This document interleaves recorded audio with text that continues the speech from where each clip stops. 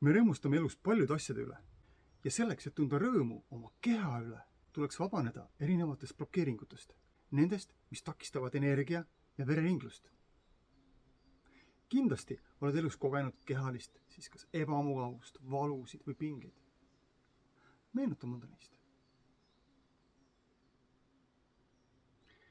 Kas märkad, et lisaks nende pingete või ebamugavustega kaasnevad sul ka emotsioonid, suhtumised, erinevad hinnangud, erinevad hoiakud?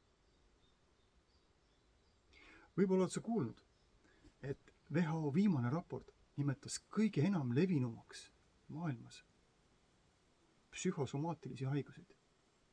Ehk emotsioonid on otseses seoses füüsilise keha vaevuste ja haigustega, ka tervisega.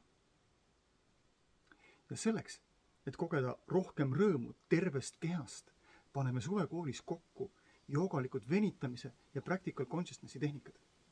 Uurime, kuidas emotsioonide vabastamise tehnikad aitavad sul praktiliselt pingeid füüsilisest kehast vabastada.